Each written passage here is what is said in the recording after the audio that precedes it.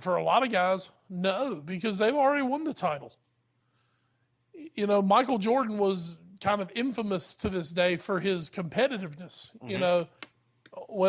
Michael Jordan was a guy who, I mean, he won, he win 6 titles? Yes, he did. And, Michael Jordan would have, sold his mother down the river to win number 7. Yeah. That was just, but he's one of those people. He is ultra, ultra competitive. Of course, in basketball, one guy can help carry you there. On the football field, when you've got so many players in that locker room and so many high-paid, big personalities, if you don't have the right leadership in that locker room, it can fall apart and fall apart quickly.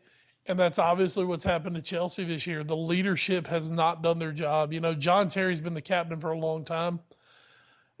When you go out and you see your captain struggling for form, that doesn't really make you think, well, why should I listen to this guy? He sucks right now. Right. And John Terry has very much struggled for form this year. And it almost seems like as Terry goes, so goes Chelsea over the years. And he's having a brutal season, and they're having a brutal season with him. And for all these absolute stud puppy players that they've got, I just I don't see them breaking out of it. Guys like Cesc Fabregas, I think he's what he is this season. Eden Hazard, you figured by now he would have broken out of it. Well, and he left with an injury in that match. Exactly. So I mean, they've been poor all around this year. There's nothing much else to say. They've just been poor, and if they don't do something in January, they're already big time in the hole for making the top 4 as it is. If they don't make some drastic January moves, this team's going to be fighting for a bottom side Europa place, if that. I'm starting to think that that's not even in the cards. I really am. I think this team needs to fight just to get back to about 10th. And that might be a little drastic, but at some point we have to say, this is who Chelsea is. And it's almost like this malaise is transferring to other players. Thibaut Courtois got injured very early in the year and has just recently come back, but he hasn't looked that great since coming back. Asmir Begovic did about as best he could as his deputy for the months he was in there. But I mean, Courtois was, I think, one of those forces who was kind of supposed to turn the ship around, and so far that hasn't happened. I really don't know what this Chelsea side can do to get back on the right track, and I don't see them finishing in the top 7. I just, as good as as much talent as they have, I just don't see it happening. Well, that's the thing. Right now, we surely can't see it, but at the same time, if they finish the year in 5th, I don't think we're going to be surprised, just because of the level of talent and the professionals they have on that team. But we also talked about the other night, would Josie be around at the end of the year? Would Josie be leading them into next year? If he isn't, whoever has that job, they've got they have a massive summer ahead of them. Oh, absolutely. Because they have got to clear out some guys on that team. And I mean, they might need to clear out some guys who people are like, wow, this guy's great. He's in his prime. Someone like an Eden Hazard, who, when on his game, is easily one of the 10 best players in the world. It just looks like it's not going to happen anymore at Chelsea for him. And sometimes that happens. Guys run their course at a certain place, and no matter how good they are, you just need to move them. And it'll suck for Chelsea fans, because if he goes to Real Madrid, I mean, he could turn right back into being a superstar. And you're sitting there going, damn it, we have this guy. What was his problem?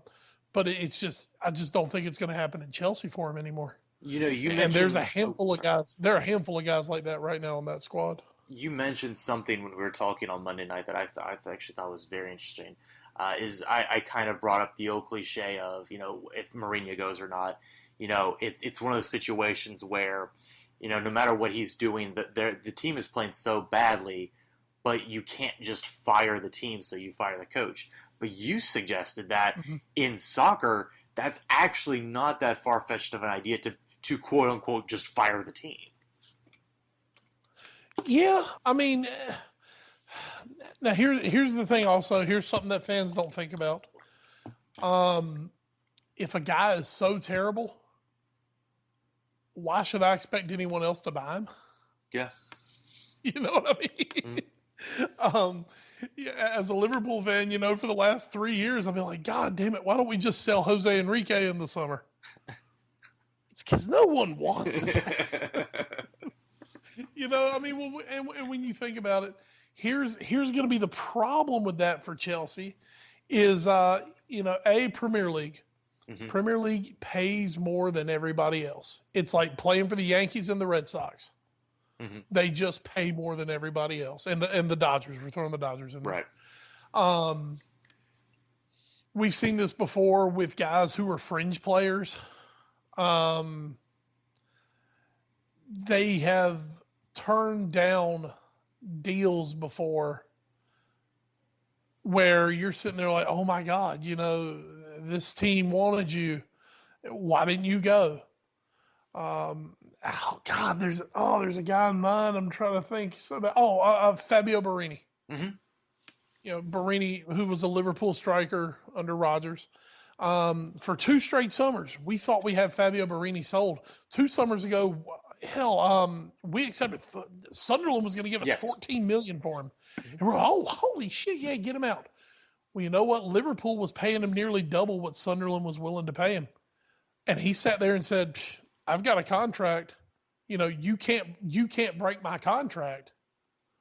So, that's the thing. Don't forget, the player has to sign off on a move. Mm-hmm. Now, here's the problem. If you try to sell them, let's just say Fiorentina. Let's just say they try to sell, give me a Chelsea player. Fabregas. Fabregas. Let's say they want to sell Fabregas to Fiorentina. I bet Fabregas is probably making, let's just conservatively say £120,000 a week. Fiorentina can't pay him that. Fiorentina's going to offer him $60,000 a week. Mm-hmm. Well, if I'm Fabregas, why the hell am I going to take a pay cut? That's the thing. When you're a Chelsea, there are only certain teams in the world that you can sell players to, unless they're just desperate to leave. There's only a handful of teams you can sell to, and those teams are Madrid, Barcelona, United, Arsenal, City, mm-hmm. maybe Liverpool. I mean, that's about the only Munich in there. We maybe Juventus. We've just named who you can legitimately sell any of these high-priced players to. Right. And here's the deal, out of those teams, where's Cesc walking in? Where's an out of form, showed me nothing, Cesc Fabregas? Where's he walking in on any of those teams? He's not.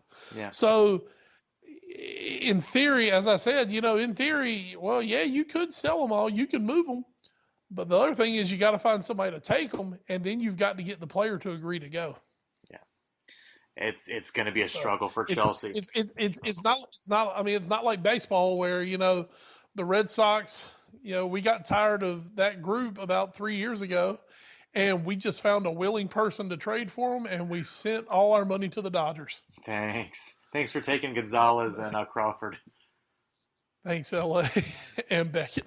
Yeah, that's true. Thanks for taking all our problems and clearing out all our salary cap or our salary space for us. But of course, that's not going to happen in football. No, and just a quick note here. I think in my research, it looks like Fabregas is making about $200,000 a week. So even better. There you go. Even better. There you go. Also, we don't want to completely diminish.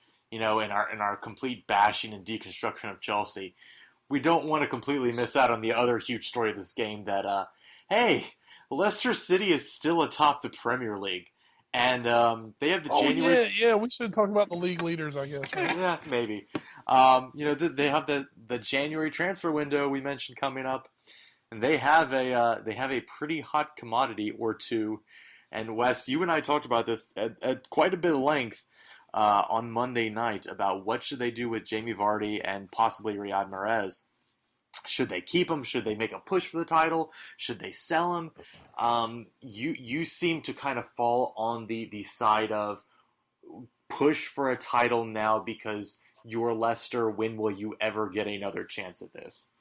Exactly. That is my biggest, and I have nothing since Monday has changed my opinion of that. You are Leicester City. You are not Man City. You're not United. You're not Arsenal. You're not Chelsea. By God, you're not Liverpool. You're not Tottenham. Which those are kind of about the 6 teams that in a given year you could possibly see winning the league. Mm-hmm. You're Leicester City. You are going to be, for your career in the Premier League, you're going to mostly be a mid-table team at this point. Well, and I say that this is their second year up. Year 1, they had to make the greatest of escapes just to keep from being relegated. And here you're just assuming the middle ground is going to be 10 to 12. Right. That's our assumption. That they're called once in a lifetime opportunities because that's what they are. This opportunity for Leicester City to win the most competitive, not the best league in the world anymore, the most competitive league in the world. Mm-hmm. This is not going to come every day. It's not going to come every year. I mean, look at a club like Liverpool, who have all the history, have the funding, have the fan base, have the infrastructure. They haven't won the title since 90. Yeah, and that wasn't even the Premier League then. That was still the championship. Exactly. That was not the Premier League. Liverpool hold the distinction of never winning the Premier League.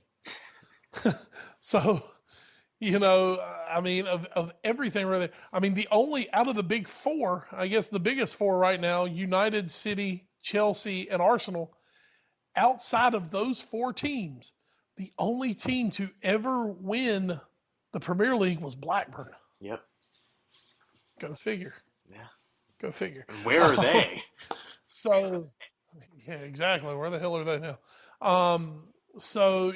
This is obviously, I don't care what you say, well, they could keep this core together.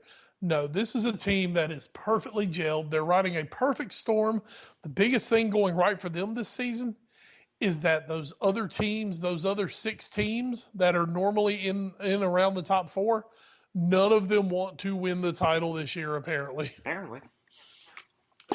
Just every time it looks like Chelsea or City are going to run, or I'm sorry, not Chelsea, whenever it looks like Arsenal or City are going to sit there and run away with it, they don't. Mm-hmm. They do their thing. They fuck up. They lose concentration. Something happens. Leicester is benefiting from that almost as much as anything. Not to take anything away from the Blue Foxes, but there is no team like Chelsea last year who was just buzzsawing through people. There was nothing like the year before where City and Liverpool were both scoring over 100 goals for the season. Mm-hmm. There was nothing like before that where, Ferguson had United playing at an extremely high level. None of that's happening this year. This is a perfect storm season, 2015, 2016.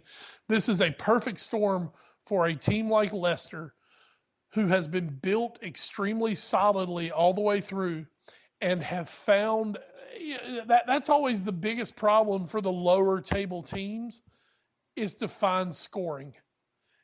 And they have found a guy who is in such a good vein of form in Jamie Vardy that he has given them a shooting chance to win this league.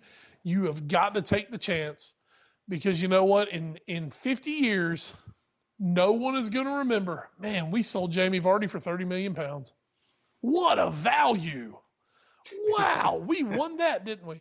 No, they're going to remember either A, we made a hell of a run in the biggest league in the world and came up a little short, or they're going to remember we took our chance And by God, there is one massive trophy in our stadium right now, and it